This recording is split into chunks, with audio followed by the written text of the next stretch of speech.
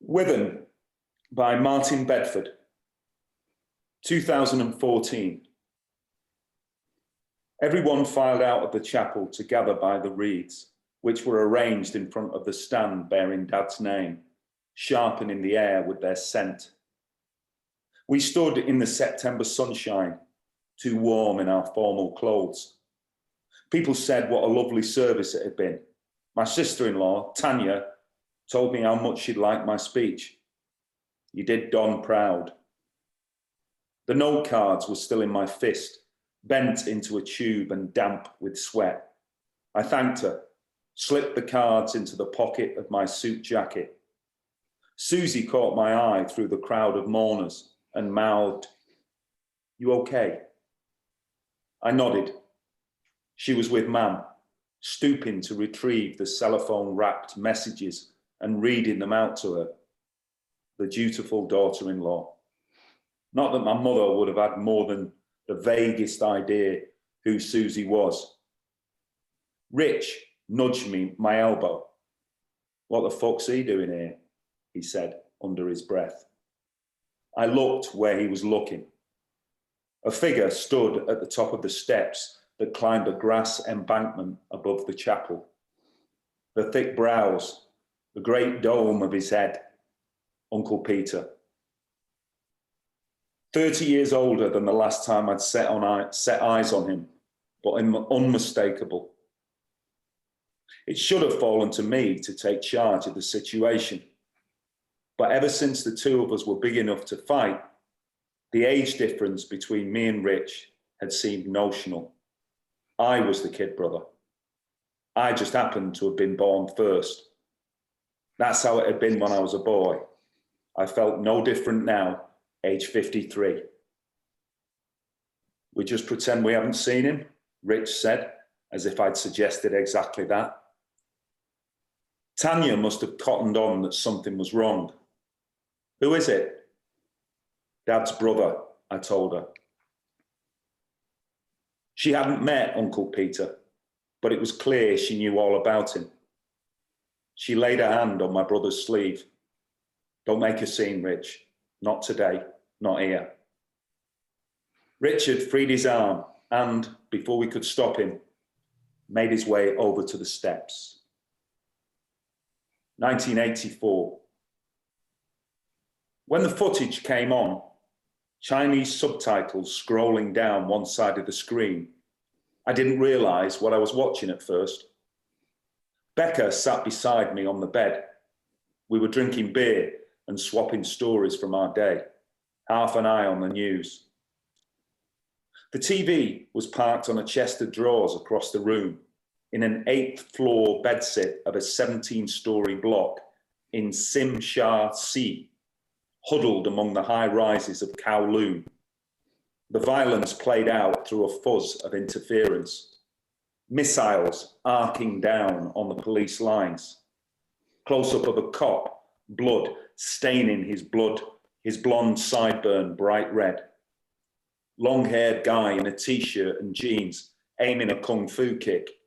Police in riot gear, scattering people across a scrubby, dusty field. Mounted cops in formation, riding, cantering, right at the men as they fled. It was only when I heard Orgreave that I finally caught on. I gestured at the TV with my beer bottle. "Fucking hell, that's just a few miles from where my folks live." We'd arrived in Hong Kong 4 weeks earlier. You could pick up work as an English tutor. No qualifications required or teaching experience. They just wanted native English speakers for one-to-one conversation. By the day of Orgreave, I'd been traveling for 9 months. The US, Canada, Australia, Papua New Guinea, Indonesia. I celebrated my 23rd birthday in the March in a bar in Singapore with a few others from the backpackers hostel. That week in the UK, the miners' strike had started. Your dad's out, Mam announced when I phoned so that she could wish me a happy birthday. Rich as well, and Uncle Peter. I'd read about Corton Wood and the other pits in the Straits Times, so I wasn't surprised the walkouts had spread to Withen, Maine. It was more than that, though. Arthur's called out the whole country, Mam said. She always referred to Scargill by his first name, as if he was a friend of the family. Should I come home? What good would that do, love? That remark still niggled me later in the bar. I drank too much, too quickly, and wound up in an argument with the only other Brit, Branwell, 20, on a gap year. The miners are already paid heaps, aren't they? They're not striking for more money. Why then? What other reason could there be? His expression said. To save the pits from closing, to save their jobs, their families. Well, how does that work? Bramwell laughed through his nose. They close a pit by going on strike to stop the pit from closing. Genius. If the government shuts a mine, I said, it might as well shut down the whole community. But you wouldn't know about that, would you, living in Hampshire? He studied me through the cigarette smoke. I mean, who'd even want to work down a mine anyway? My dad, my brother, my uncle, most of the lads I were at school with, were. I hadn't said were instead of was in about 5 years. Not you, though. And remind me, Matt, where is it you live now? I took a slug of beer to stop myself from calling him a Tory wanker right there in front of everyone. We'd become a spectator sport, me and Bramwell. The table jolted, spilling someone's drink, as I stood up and headed for the toilets. Bramwell hit one nail on the head. I'd been backpacking since September, but I'd been away for years. Since going to journalism college in Harlow, there was an identical course at Sheffield, a bus ride from Withen, but I wanted to be near London to pick up shifts on the Nationals. That's why, when I graduated, I took a job on the South London Press instead of applying to the papers back home. Dad had asked if I was trying to tell them something. It was his way of letting me know I would be missed, while also reminding me where I was from. Rich had put it more bluntly. Matt's too clever for Withen, Dad. 3 and a bit years I worked at the SLP, sharing a rented house in Gypsy Hill with a vegan motorcycle courier who said, "Hey up, lad," every time I entered a room. After I'd finished skulking in the toilets, I went to buy another drink, delaying the moment when I'd have to rejoin the others. You're very cute when you're angry. It was one of the Kiwis, standing beside me at the counter. She'd only arrived at the hostel that morning, blonde, freckly, pretty. She looked like she enjoyed making mischief. Sorry about that, I said. About what? Sour in the mood, pooping the party. It's your party, birthday boy. And I'll cry if I want to. Besides, the guy's a total dick. She pronounced it duck. I laughed. Sade was playing. Shady, Mam called her, not Sade. What's that? I asked, pointing to what looked like a dried out chili on a cord round the Kiwi girl's throat. It's a Maori aphrodisiac charm, makes me irresistible to men. Does it work? She laughed and gave me a thump on the arm. Can I get you a drink? I asked. At last, he gets the whole point of the conversation. I'm Becca, by the way. We travelled together after that night. Malaysia, Thailand, Burma. Now, there we were in Kowloon, watching Orgreave. Is that the pit where you lot work? No, an Orgreave's not a pit. It's a coking plant, I explained. It's a coking plant. I explained about turning coal into coke for use in steel making. The miners are trying to blockade it. Would any of your folks have been there today? On the TV, a car had been set alight. Rich, maybe, I said. Not Dad or Uncle Peter, I wouldn't have thought. They're a bit old for scrapping with the plods. The footage ended. The bulletin cut to the studio and a number 3 typhoon warning. 2014. Once they'd finished talking, Uncle Peter turned away and walked stiffly along the path that led to the car park. My brother rejoined us, tugging his tie loose. Said he'd come to pay his respects. Rich ran a hand over the lower half of his face, as if checking whether he needed a shave. In fact, his skin was perfectly smooth, still pink in places with razor burn. I told him we were about 30 years too fucking late for that. I glanced back up the path, but Uncle Peter was already lost from view. My brother and his wife joined Mam in the funeral car, along with their kids. It eased away so quietly, you wouldn't have known the engine was running. I told Susie about Rich confronting Uncle Peter. If she had an opinion about that, she kept it to herself. Laura and Ben stood with us, both on their phones, messaging. We headed away from the chapel along the wooded path, the last of the mourners. This year's leaves had yet to fall, but last autumn still lay on the ground in places, dry as paper underfoot. Thanks for looking after Mam back there, I said. She kept asking where your dad was. What did you say? That Don had probably snuck off somewhere for a smoke. When I didn't respond, Susie added, I didn't know what to say for the best. I mean, no. I'd have most likely said the same. Anyway, he would have, wouldn't he? If Dad were here, he'd been having a crafty fag. I checked that Laura and Ben weren't lagging too far behind. Remember the first time you came home? He was so stressed at meeting you, he got through about 30 woodbines that afternoon. I've never known him pronounce so many H's. They kept calling you Matthew. Did they? I'd forgotten that. Actually, Susie said, I think they were as nervous of you as they were of me, in case they let you down in front of your new London girlfriend. That evening, we'd gone down to the Wellfire with Mam and Dad for a drink and to introduce Susie to my brother and Tanya, who was his fiancée then. Rich had just finished the shift and was telling us about a runaway tub which had nearly wiped someone out.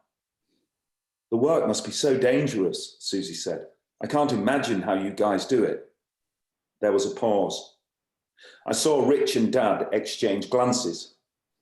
They could decide to feel patronised by this poshly spoken southerner, or they could let it go.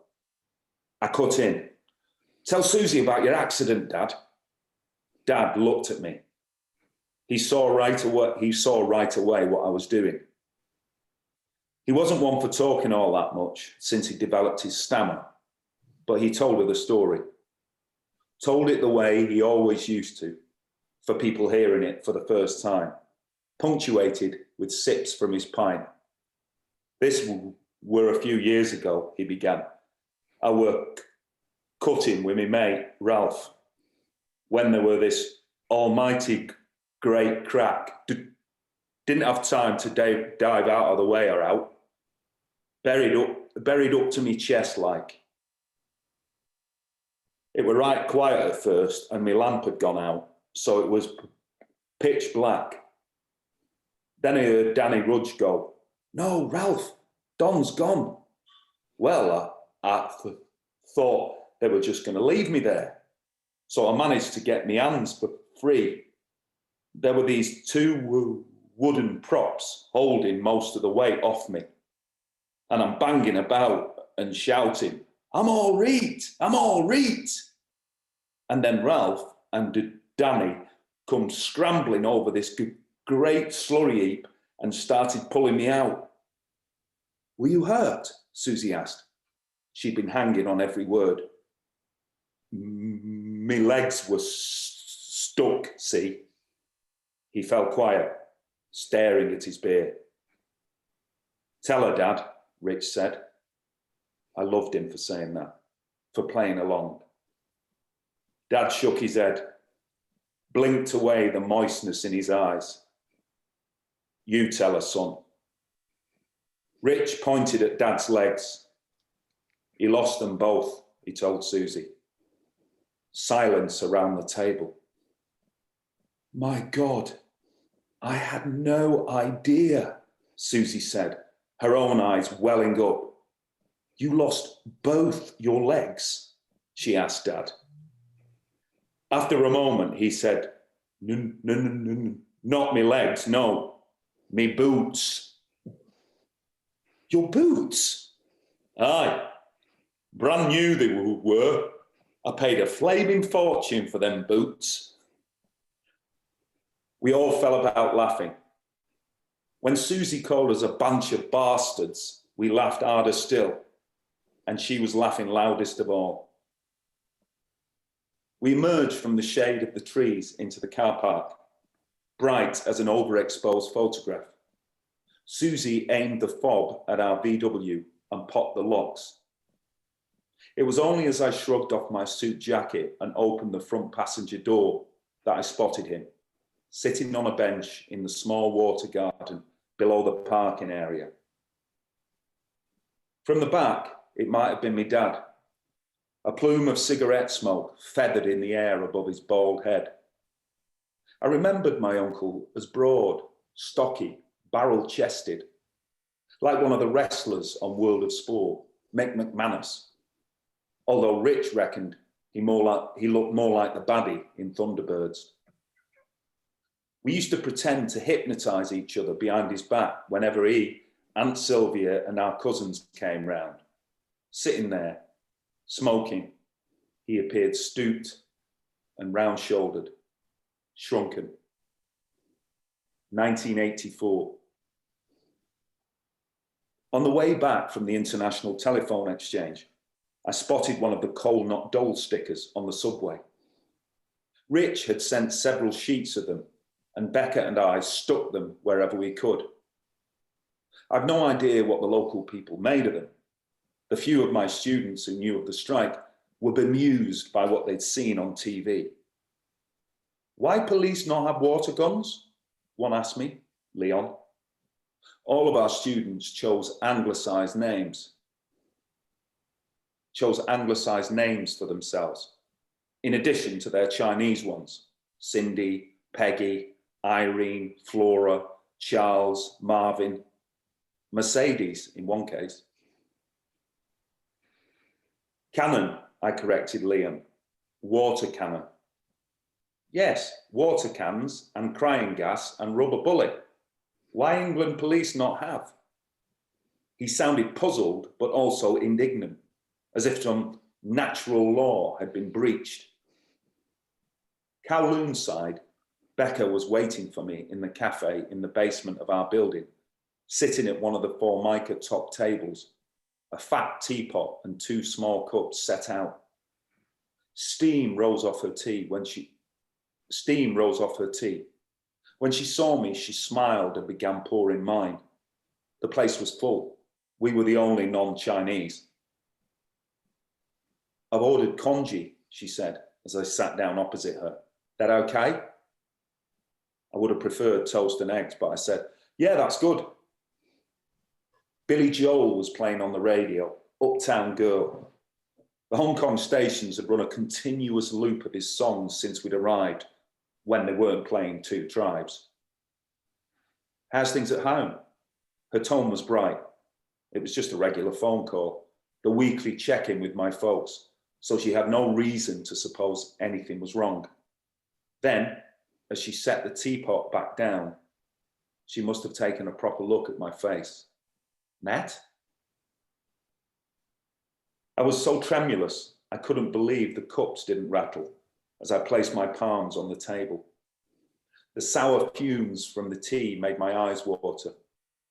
Dad's in hospital. Your dad? No. Her chin puckered. What? I mean, how is he? Is he okay? Yeah, the hospitals are full of people who are okay. I don't know where that came from, or what she'd done to deserve it.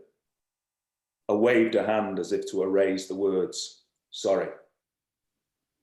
The waitress appeared. She was about 10 years old in blue dungarees and wearing a Beatles haircut. She set down the bowls and plates, thick rice and fish porridge, and tubes of spongy bread.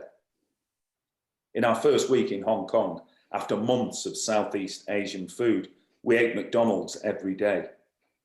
More recently, we've been conditioning ourselves for mainland China. The girl told us to enjoy, looking delighted to have spoken this one word of English. After she'd gone, I said, there was a swelling on the brain, but it's come down. I couldn't meet Becca's gaze. Man thinks he might be out by the weekend. I drew 2 pairs of chopsticks from the dispenser and handed one to her, still in its paper sheath. It was noisy in the cafe, clatter, conversation, music. What happened? She asked. He went to Orgreave with Rich, my uncle as well. I popped my chopsticks from their wrapper. Dad got separated from the other 2. I took a breath. Apparently the cop hit him 3 times, 1 to knock him down, then 2 more whacks while he was on the ground. 2 that Dad can't remember anyway. Jesus. They're going to charge him. Good. Too bloody right. Not the cop. My dad. No. They're just waiting for the doctor to say he's well enough to be questioned. Charge him with what? With whatever they like. Just being there is enough. As we picked at the food, I recounted what Mam had said, how things had become too leery for Dad's liking on the field, and how he and Uncle Peter had retreated to the village out of harm's way. How the rest of the pickets were eventually forced back there too, across the railway line or over the bridge, and how the police had gone after them, hunting them down. Dad was in wrong place at wrong time, as Mam put it. I couldn't understand what he was doing at Orgreave in the first place. Rich was the flying picket. He went wherever he was needed, down to Nottinghamshire, if he could sneak past the roadblocks. Dad stuck closer to home at Withen, Maine, standing outside the pit where he'd worked since he was 16. It's only a token, he'd said one time when Mam passed him the phone. It's 100% here. Other morning, a pigeon flew over gates and me and your uncle shouted, "Scab!" for the sake of something to shout, "Scab!" at. Even the coppers laughed. Dad was a veteran of the 72 and 74 strikes. He was in his 30s back then. At 48, he no longer needed to prove himself on the lines. Picketing was just something you did. That gets less macco with age, he pronounced it. He pronounced it macco. Rich was 21. Him and the other young lads were going for it, according to Dad. Like bloody football hooligans, some of them. I pushed the bowl away for a moment. For a moment, I thought I might be sick. I saw Becca sneak a glance at the clock on the wall. 8:40. Our first tutorials were at 9. "What are you going to do?" she asked. "I'll go in. I can't just not turn up." I didn't mean that. The longest time came on the radio. "Billy fucking Joel," I muttered. But she paid no notice. She was waiting for me to answer her question. The actual question. I'd never known Becca look at me like that, as if she didn't recognize me. "I don't know," I said. "Yes, you do. You just can't say it to me." 2014. "Now then," I said, sitting down beside him. "After 30 years, hello, Uncle Peter." After 30 years, hello, Uncle Peter would have sounded too juvenile, and calling him plain Peter didn't seem appropriate either. He must have heard me approach because he showed no sign of being startled. A brief glance, that was all, as if to check which one of us it was. "Matt," he said with a slight nod. The bench faced a perfectly oval pond, fringed with ornamental grasses, encircled by a brick path and a margin of neatly laid pebbles, like a water feature in a Japanese garden.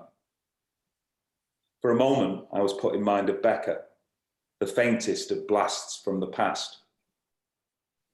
"You're just about the last person I expected to see today," I said. "Aye." "Rich said much the same back there, only with more effing and jeffing." "I can't believe my brother swore. You sure it was him?" Uncle Peter let out something that might have been a laugh. "Anyhow, I don't need telling twice, Matt, so I'll finish this." He raised a cigarette, "and be on my way." I gazed out across the valley, the sweep of pasture and woodland. "There are worse spots to sit," I said.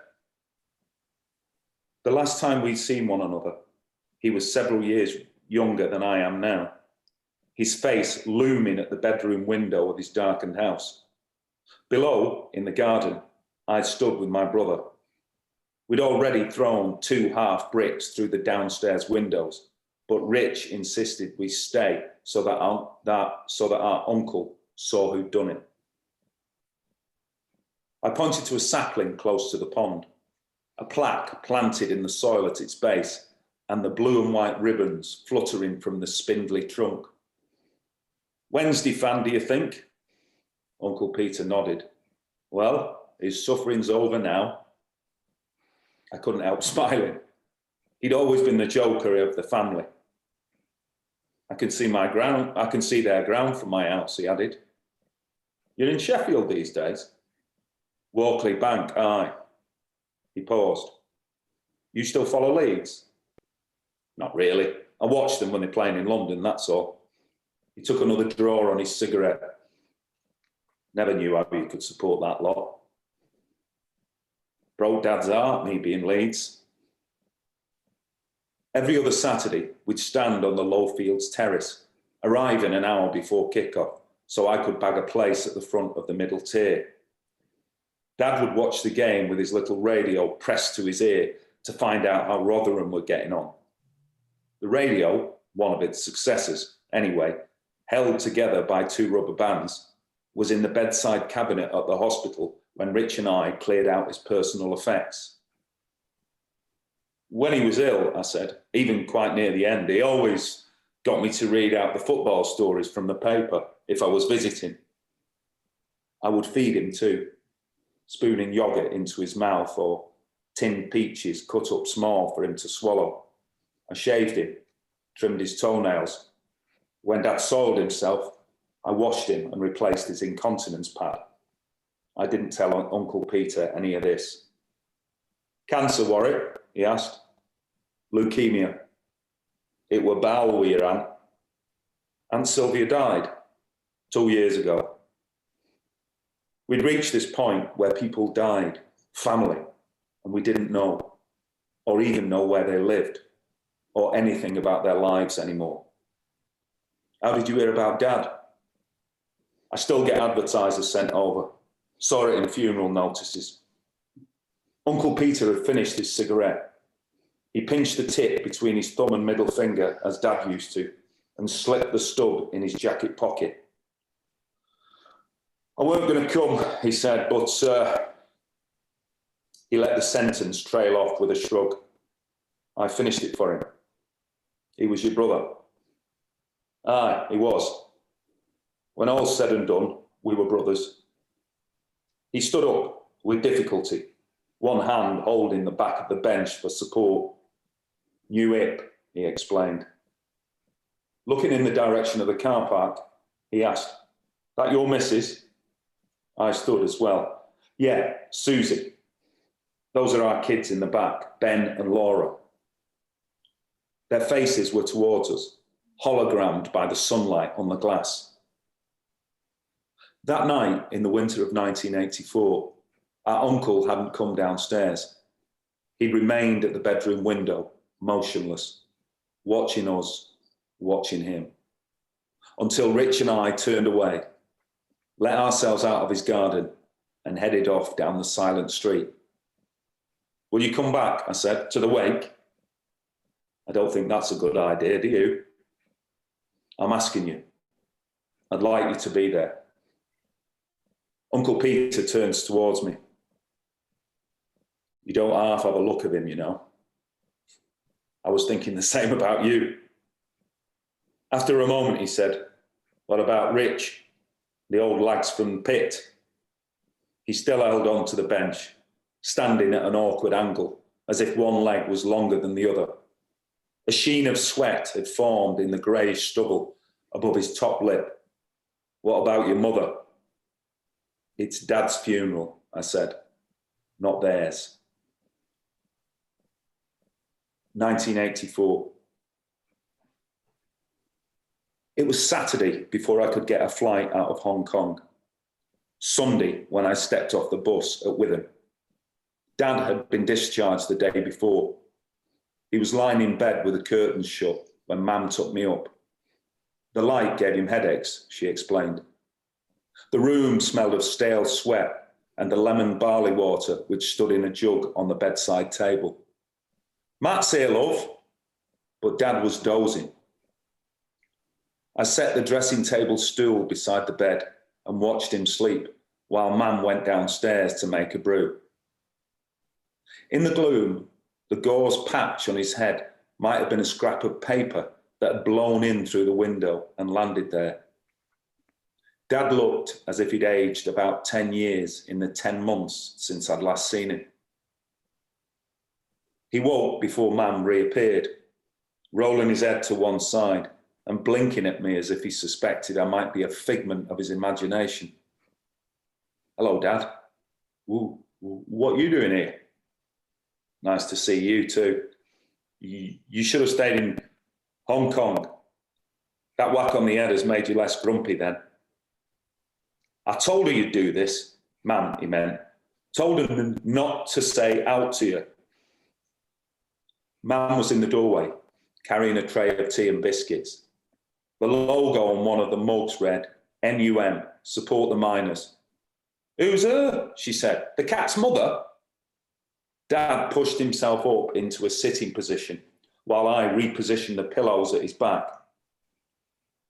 How long have you had the ponytail? He asked. A couple of months, I said. Don't start at him, Don. He's just flown halfway around the world to see you. When Rich came in later, he gave the ponytail a flick. You Matt's girlfriend? Very funny, I said. Hey, Dad, what do you reckon? My brother half turned me towards the bed. Is it just me, or does Matt look like the back end of a police horse? The ponytail had been Becca's idea. My hair was already collar length when I left England and had decided not to cut it the whole time I was away. You know what would really suit you, she said, trailing her fingers through my hair after the first time we'd made love. So by the time we left Singapore, I was a ponytailed man. We'd been politely awkward with each other during my last 3 days in Kowloon, as if preparing for or protecting ourselves from the other's absence. We revised our plans. I would somehow scrape together enough cash to fly out and rejoin her when Dad was fully recovered. If I couldn't, she'd travel to Europe anyway, to England. I'd been home 2 weeks when I received a blue airmail envelope. It contained a long, lovely letter which ended with Becca saying she decided to go to Japan. The editor at the South London Press agreed to rehire me as a features writer. I moved back down to London. Anything spare from my wages, I sent to Mam and Dad. The strike was 4 months old by then, and Mam was the only one bringing any money into the house. From the little she earned as a school dinner lady and the part-time cleaning job she'd taken on. They'd sold the car, Richie's drum kit and hi-fi system, the bone china crockery and walnut sideboard Mam had inherited from Gran. Most of their food came from donations to Withen Women Against Pit Closures, which their committee divvied up between the striking families. When she wasn't working or making sandwiches at the welfare or shaking a collection bucket in Rotherham for the WWAPC, Mam toured the country with some of the other women to give talks and raise funds. I'd even set up a visit to South London to address the local trades council. To see her before a room full of strangers, nerveless, articulate, informed, was a revelation. At home, the sole woman in a house of opinionated men, she was usually more of an observer than a participant whenever politics cropped up. But there she was, at Lambeth Town Hall, bringing 100 people to their feet in applause. I recorded every word for the piece we ran in the paper. Make no mistake, this dispute isn't just about coal mines or the mining industry or miners. It's about all of us, all of you. What we're witnessing is naught less than a planned attack on the British working class and our communities. Mr. Ridley, Mr. McGregor, Mrs. Thatcher, they hate us. And if we let them, they will destroy us. When the clapping finally subsided, the Prime Minister, when the clapping finally subsided, the Prime Minister didn't batter my husband at Orgreave. She didn't put him in hospital. You won't find her fingerprints on that truncheon. Mum paused. But when I look at my husband, my Don, and see what he's become since that day, Mrs. Thatcher's shadow hangs over him as surely as if she was standing right there in the room. The police didn't charge Dad in the end. They might as well have banged him up in a cell, though, because he more or less imprisoned himself in his own home. He spent most of his waking hours watching television, filling the living room with cigarette smoke. He no longer picketed, seldom left the house at all, except to sit in the backyard with the Daily Mirror or the Rotherham Advertiser if the weather was fine. The doctors couldn't tell if the speech impediment was physical or psychosomatic. He's lost confidence in himself, Mam said, when I was home one weekend and we were alone in the kitchen. A cupboard door bangs and he jumps like he's been shot. He looks as if he's lost weight, I said. Well, he would do. There aren't many calories in Woodbines and PG tips. I tried to piece together what happened to him at Orgreave, but Dad was reticent about it, and Rich had become separated from in the chaos and so didn't witness the incident. According to Uncle Peter, Dad was hiding behind an ice cream van when he got hit. An ice cream van? Aye, Rock on Tommy it were called. He, Aunt Sylvia and our cousins had come round for Sunday dinner because it was cheaper to use one oven than two. I'd gone on to Asda to buy some sarnies and left your dad queuing for 99s. Blimey, Rich said. You two aren't exactly like Fidel Castro and Che fucking Guevara, are you? We all laughed around the table, even Mam, despite the language, even Dad. When I headed back from supermarket, Uncle Peter went on, the streets were swarming with coppers, chasing our lads all over the place, running into folks' gardens and everywhere. You were already on ground by then, Don. This fella from Thurcroft had taken his T-shirt off and were using it to stop blood from where you'd been clobbered. Do you remember any of that, Dad? I asked. I remember paying for 99s, but I don't remember getting any change. The thing from that day that sticks in Dad's mind above all else is the vibration from the police horses' hooves as they cantered across the field. You could feel it in your feet and right up your legs. I've lost count of the times he told me that in the years since. In the film footage and photos which I've trawled through, I've only ever found one shot of my father at Orgreave. It's in a video clip of pickets rolling a tractor tyre down the slope towards the police lines. You can make out Dad, Uncle Peter and my brother in the background. Dad throws his head back, amused by something Uncle Peter says. They look happy, drenched in sunshine, shirtless in Richie's case, like three men on a works outing to the seaside. I've asked, but none of them can recall what my uncle said to make Dad laugh. 2014. You'd never known it had been there, would you? Uncle Peter said. We were in his little green Corsa, following Susie along the road that passed the industrial estate where Withen Main had once stood. The wheel from the winding gear had been installed like a piece of modern sculpture in a small park at the bottom of the high street, but otherwise, there was no trace of the colliery in the village. Even the air was fresh these days. The once seemingly indelible acrid stench from the coke ovens long since dispersed. I remember Mam phoning me, I said, the day they announced it was closing. I was on The Guardian by then. The features editor packed me off to Withen with a photographer to put together a colour piece, a personal reflection on the village where I'd grown up and the death of its coal mine. 800 words. Never seen a site cleared so quick, my uncle said. You came back in 92? He'd already been gone 7 years by then. Just to see it one last time. Only it were now but a big wasteland with a JCB levelling it off. He steered into a turn. Christ, when I think of the years I spent under there.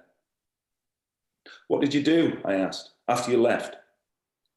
We were heading up the high street with its pound shops and charity shops, betting offices and loan dealers. People were eating at tables on the pavement outside the chippy. Bit of labouring, he said, cab driving, this and that. Last few years, before I retired, I were a car park attendant at Sheffield Hallam Uni. Professor of parking, my girls called me. The gears crunched as he shifted up. How about you? You still on papers? No, I'm a journalism lecturer now at Goldsmiths. Funny how we both ended up working in higher education, he said, and laughed. Then he asked if I were still a union man. I told him I was, for all the good it did, seeing as the management paid us little or no attention. Hardly anyone turns up at branch meetings anyway, I said. Me included, I might have added. We have a one-day strike, they dock us a day's pay, then we all carry on as if nothing had happened.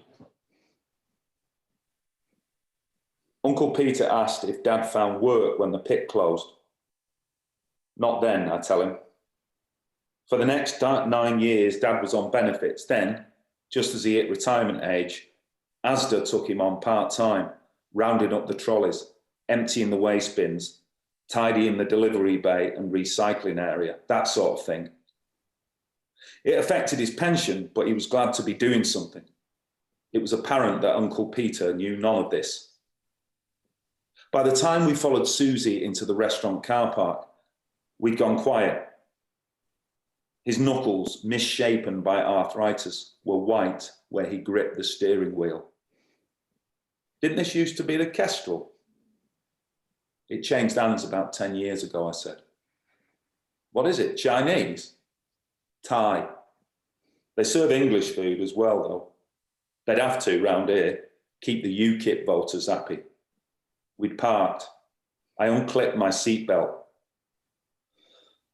We'd have had to have a do at the welfare, but it's all boarded up, I said. Has been for years. Neither of us made a move to get out. Uncle Peter still had one hand on the wheel. I'll be with you in there, I said. You'll be all right. Without turning to look at me, he said, I only went to Krem to pay my respects, Matt. Say goodbye to him. That's all. I weren't planning on any of this. I know. Me neither. A few bays along, Susie, Ben and Laura had climbed out of the VW. My suit jacket was draped over Susie's arm. She looked hesitant, as if unsure whether to come over. Julie and Fiona were dead set against me coming at all, Uncle Peter said. Julie and Fiona, my cousins. Teenagers the last time I'd seen them. They would both be pushing 50 now.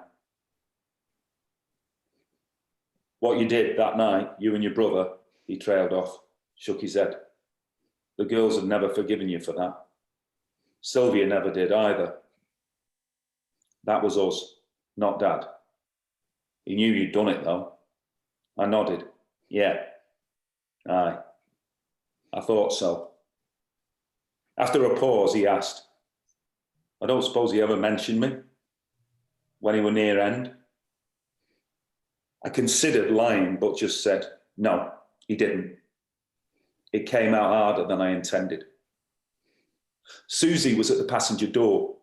My uncle pressed the button to lower the window, and a gust of heat entered the air-conditioned interior, along with traffic noise and cooking smells. Hello, she said, dipping her head to the window, smiley, breezy. I introduced them, and she reached awkwardly across me to shake Uncle Peter's hand. Do you mind taking Ben and Laura in? I said. We won't be long. Okay. She didn't look pleased about it.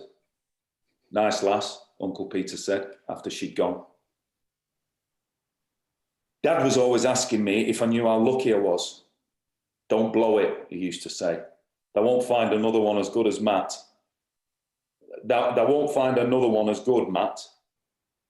As I spoke his words, I heard him saying them. My jaw tightened, and it was all I could do not to cry right there in front of my uncle. I took a couple of breaths. She doesn't know about that night, or Ben and Laura. You never told him? He sounds surprised enough not to believe me. I didn't want them to know that about me. Uncle Peter sat with his hands in his lap, smashing his window was such a small matter, set against 30 years of cutting him and our aunt and cousins out of our lives. Do you ever regret going back? I asked. In 92? No. 84. He took so long to answer, I wondered if he would. Finally, he said, there hasn't been a day when I don't. Not one day. 1984. From her tone of voice, Mam might have been calling with news that someone had died. Your uncle has gone back, she said, just like that. Uncle Peter? How many other uncles have you got? He can't have. Rich and his mates saw him go past on scab bus not half hour since. I stared at the half-written feature sticking out of my typewriter, as if the meaning of what Mam had said might be encrypted among the words there. Are they sure it was him? With those grills at the window and the speed, I left this thought unspoken. They were sure. You didn't name someone unless you were certain. I just phoned Sylvia, Mam said. Well, what did she say? She hung up on me. There was a metallic taste in my mouth. Have you told Dad? Rich is with him now.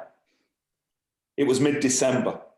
The strike had entered its 10th month and, although support was weakening in some areas, around 95% of South Yorkshire was still out. At Withen, Maine, you could count the strikebreakers on one hand.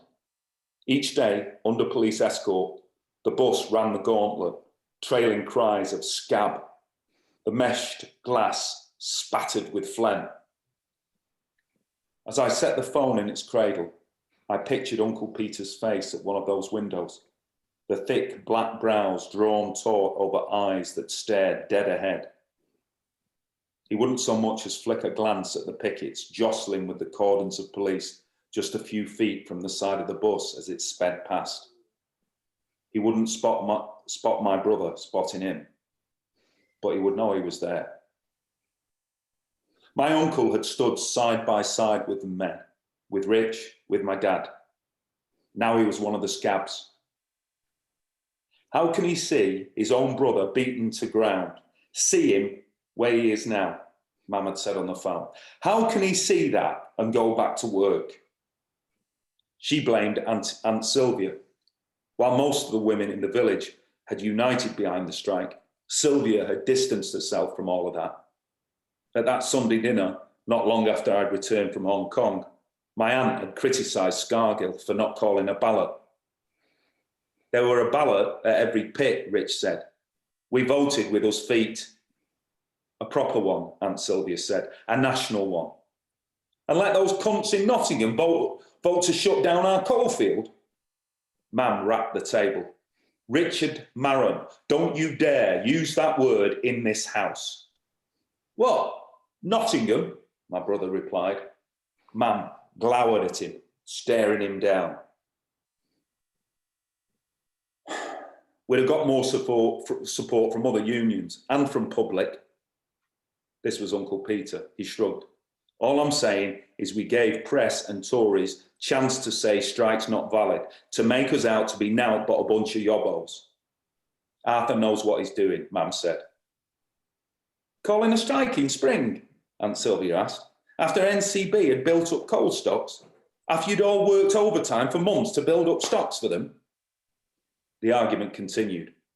I took a back seat, not entitled to join in. I'd moved away. I didn't work down the mine. I wasn't going short of food or struggling to pay bills or being battered by the police on the picket lines. Away from Withen, though, my semi-detachment made me more radical.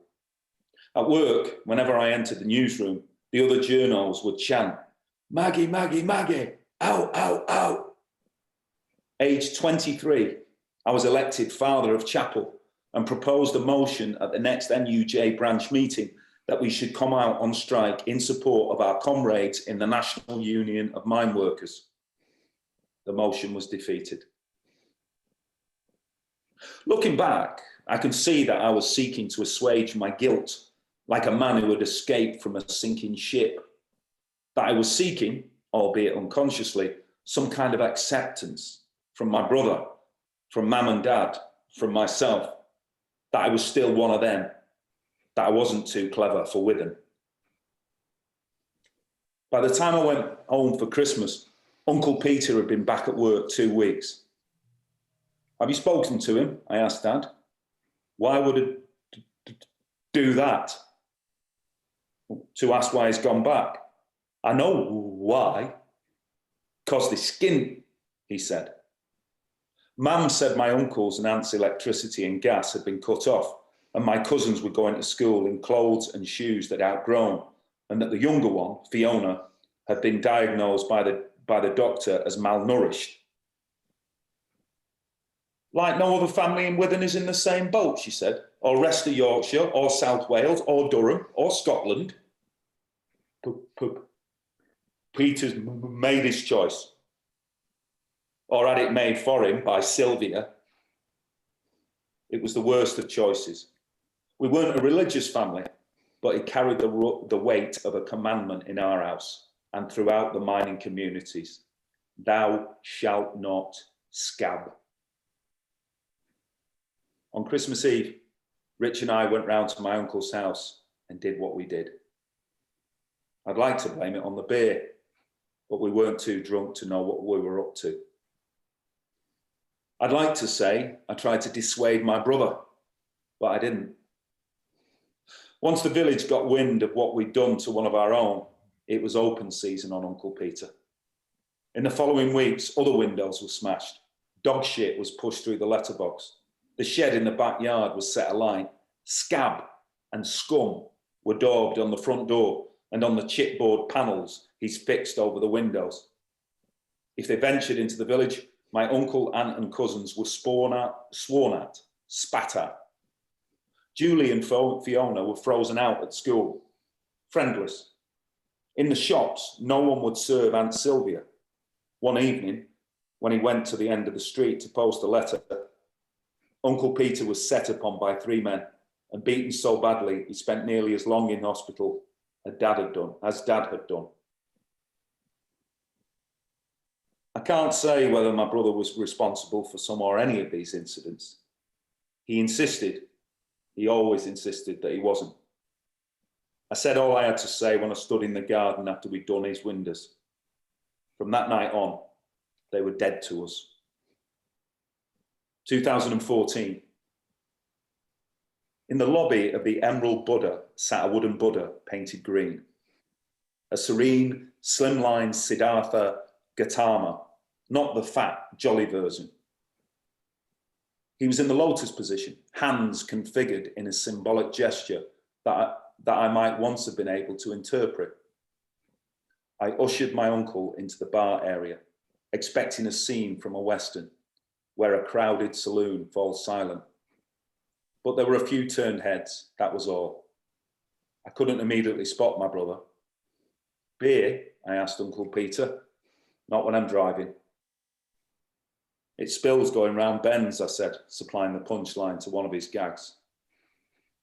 You remember me jokes then?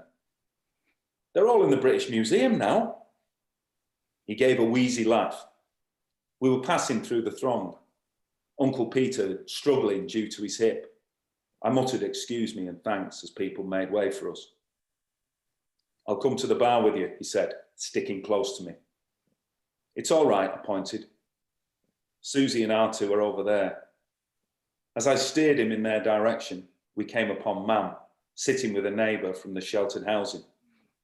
They had glasses of sherry in front of them. We both paused as if it had been our purpose all along to approach the table. Her semi-vacant gaze settled on each of us in turn, and I heard a murmur to the woman beside her. Who's that chap with my Don? It's me, ma'am, Matt. She smiled at me as if I'd said something silly. Ma'am, this is Uncle Peter. What did he say? She asked the companion. Uncle Peter, I repeated. He came to pay his respects to Dad. You had a brother called Peter, she said, addressing my uncle. Then to a friend. I were a bridesmaid at their wedding. Don were best man. She looked up at Uncle Peter. What were her name, love? Peter's wife. Sylvia, Uncle Peter said quietly. Mam frowned, took a sip of sherry. No, that weren't it. She lost interest in us. We stood there pointlessly for a moment before moving on. Poor bloody woman, my uncle said. When you think how she used to be. On my way to order drinks, I passed the seating plan at the entrance to the dining area. 20 tables, 4 on each. Me, Susie, Ben and Laura had been put together at one of the top tables. We'll be calling everyone through in a few minutes, sir. It was the maitre d', indicating our table on the plan. I said, sorry to be a nuisance, but could you lay an extra place at number 2, please? I was at the bar when Rich drew up beside me. He gazed straight ahead at the Spirit Optics. What you doing, Matt? Casual. He might have been asking me to recommend a whiskey. Buying our uncle an orange juice. My brother gave me a sidelong look. It's been 30 years, I said. Once a scab. Christ, Rich, spare me the fucking cliches. Cliche, right. He placed his hands on the edge of the counter, as if about to perform a set of bench presses. You're going to announce it, make another of your speeches. I let that go. We don't have the right to turn a man away from his brother's funeral. There. Jot it down on one of them fucking cards of yours so you don't forget it. The barmaid set an orange juice and a pint in front of me. If she'd heard what we'd said, you wouldn't have known. She'd smiled before when I greeted her with Sawat-di, but politely, as if humouring me. I was glad that Rich hadn't been there to witness that. Or are you going to flog a piece to the Guardian? My brother asked, when she'd moved away to serve someone else. The uncle who came in from the cold. Do you remember him making a set of battery-operated floodlights for your Subbuteo pitch, I said? Or when he used to take us tobogganing at Rother Valley? Or him stopping Dad from giving you a belting that time you... I remember him crossing the picket line, Rich cut in. Going back to work when Dad was still having blackouts from where that bastard copper had nacked him. You can't blame Uncle Peter for what happened to Dad. We lost strike because of cunts like him. I shook my head. The strike was already lost by the time he went back. Oh, aye? Well, that word on the street then, Matt, down in fucking London? Our raised voices had drawn the attention of some of those standing nearby. We fell quiet for a moment. I sipped my pint. The beer was sharp and hoppy. We had blamed our uncle, me included, after he'd turned scab. We came to hold him responsible for the way Dad was after Orgreave. Uncle Peter left Withen, left mining in May 85, 2 months after the end of the strike. The men wouldn't work with him. He left the village then as well, him, Aunt Sylvia, the 2 girls. They didn't tell anyone, they just went.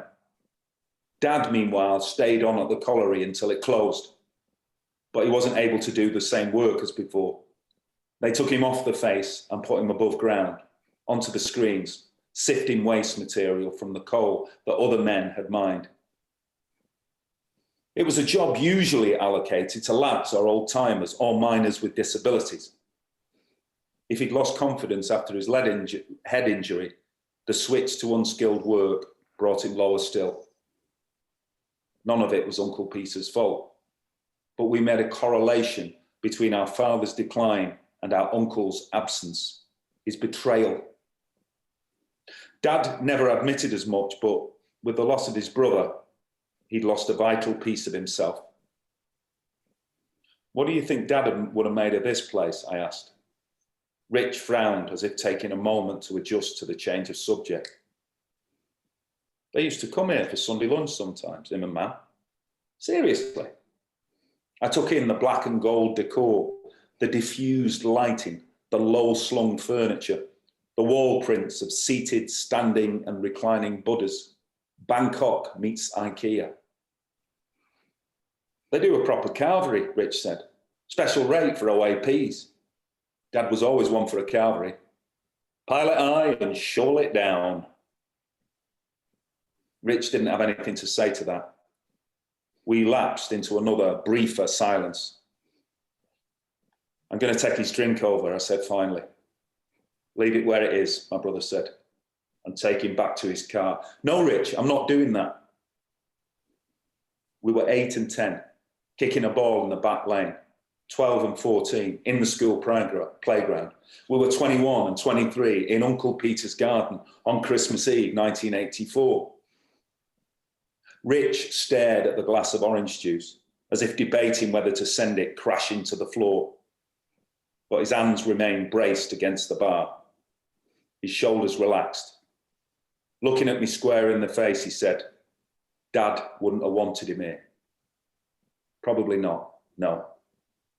Rich nodded. You always were a selfish fucker, Matt. In the corner, Susie had managed to snaffle a seat for Uncle Peter. He sat with one leg bent, the other straight out in front of him. She was squatting beside his chair, showing him the photos she kept in the purse of her Ben and Laura when they were little. I handed my uncle his drink. All right, Susie asked. She must have seen me talking to Rich.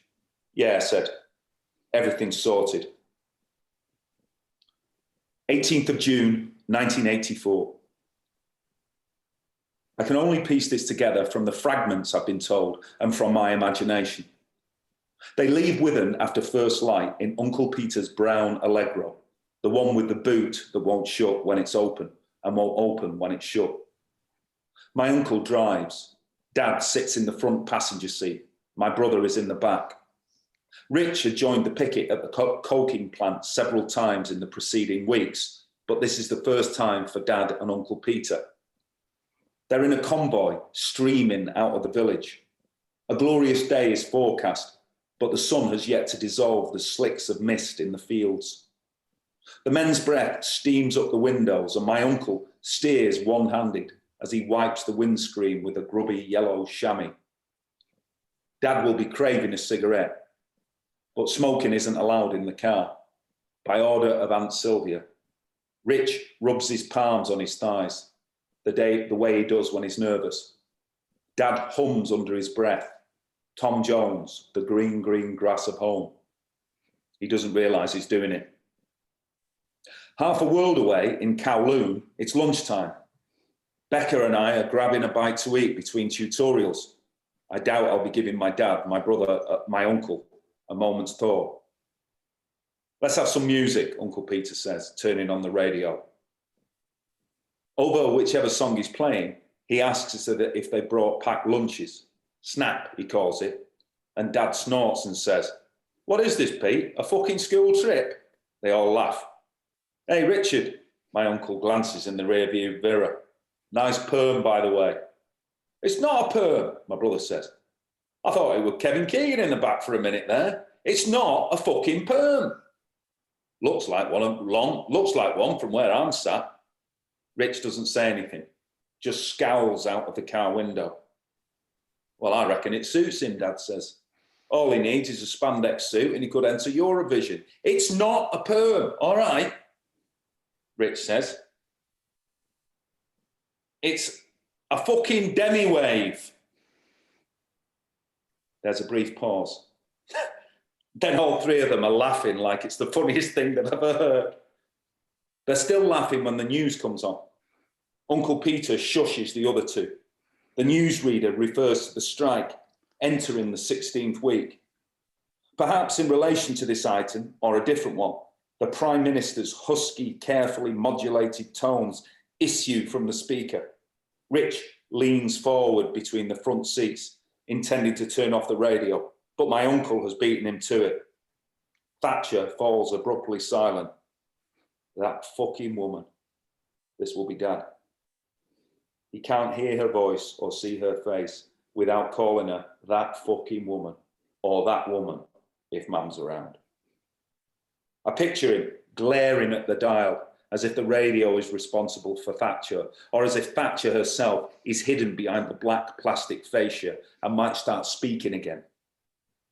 "Even with radio off, I can still hear that voice," Rich says. "She could be dead in her grave," Uncle Peter says, "and we'd still not shut her up." The convoy crests a hill, opening up a sweeping view towards Sheffield. The motorway, the twin cooling towers at Tinsley, and there, the coking plant, glinting through the risen sun like a space station from the cover of a sci-fi magazine. "Here we go, boys," my uncle says. Rich takes it up quietly first. "Here we go, here we go, here we go." Uncle Peter joins in. "Here we go, here we go, here we go." Then Dad, "Here we go, here we go, here we go, here we go, here we go." Rich is beating out the rhythm on his knee. Dad is rapping the dashboard. Uncle Peter thumping the steering wheel with the heel of his hand. Three voices united as one. "Here we go, here we go, here we go. Here we go, here we go, here we go. Here we go, here we go, here we go. Here we go, here we go." 2014. The maitre d' banged a small gong and invited us all to take our seats for lunch. Our corner of the bar was farthest away, so most of the other mourners had already gone through by the time the five of us filed into the restaurant. The top tables stood beneath the far windows. Sunshine streamed in, brilliant against the white walls and tablecloths. The Withen main lodge banner hung from a wall, huge, dominant, its reds, yellows and purples shimmering. The portrayed figures so etched with brightness they were translucent, ghost-like. The last time I'd seen it was on the 3rd of March, 1985, swaying on poles at the head of the procession through the village as the men, my father and brother among them, returned to work at the end of the strike. They marched behind Withen's colliery band, heads held so high you would think they'd won. We have won, Dad said that day. You only lose if you don't fight. As we approached the top tables, I was peripherally aware of Mam and Rich, Tanya and their kids, already in their seats, watching us. I led the way, then Uncle Peter, with Susie at his side, helping him, followed by Ben and Laura. So I was the first one to see what had been done. The table was stripped. No chairs around it, no tablecloths draped over it, no placemats, no plates, no knives and forks, no spoons, no wine glasses, no water glasses, no napkins, no jug of water, no basket of bread rolls, no butter dish, no salt, no pepper, no small vase of flowers, no name cards. Just a number 2 clipped to a stand in the centre of the bare wooden table.